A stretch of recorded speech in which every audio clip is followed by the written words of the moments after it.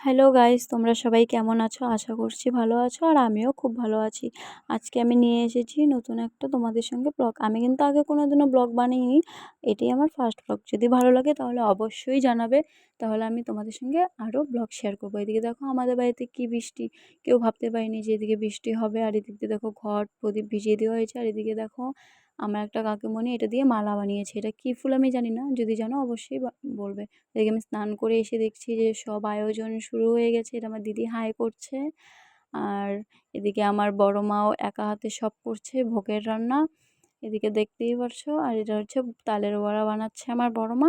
আমি বলছিলাম দাও একটা আমি বানাই, বড় মা বলছে যে না, কারণ এটা ভোগের এর জন্য। আর এদিকে দেখো 5 রকমের ভাজা। আর এদিকে আমি এসে পড়েছি ঠাকুর ঘরের এদিকে।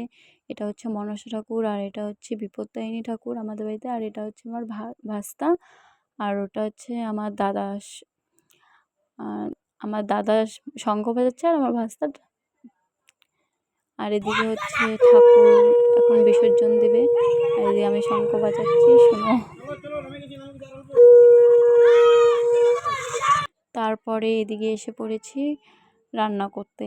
আমাকে পাঠিয়ে দিয়েছে রান্না করতে। আমি তো ভাবছিলাম যে এতগুলো রান্না আমি কীভাবে করব, তাও মানে সাহস থেকে করতে এসেছি। এদিকে দেখো ডালটাও হয়ে গেছে। ডালটা আমি সম্বাস দিয়ে দিয়েছিলাম। আর এদিকে আমার মা ভাতটাও, চালটা ধুয়ে এনেছিল, আমি ভাতটা বসিয়ে দিয়েছিলাম। আর এদিক দিয়ে ভাত হয়ে গেছে।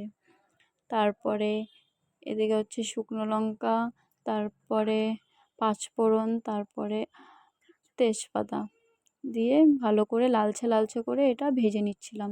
কারণ এটার মধ্যে দিয়ে দেবো সব রকমের সবজি, কারণ এটা হবে একটা শুকনো তরকারি, যাকে বলে ঘন্ট। আর এটা হচ্ছে আমার ভাগ্নি। এটা কিন্তু ওর কিন্তু খুব রাগ, আর দেখো হাই করছে। আর ভিডিও বানাতে তো একদম এক্সপার্ট। তারপরে চলে এসেছি আলতা পরতে। এসে দেখছি আমার দিদি আলতা পরছে। তারপর এই দেখো আলতাটার রঙটা কিন্তু খুবই ভালো, আমার তো খুবই ভালো লাগে আলতাটার রঙটা।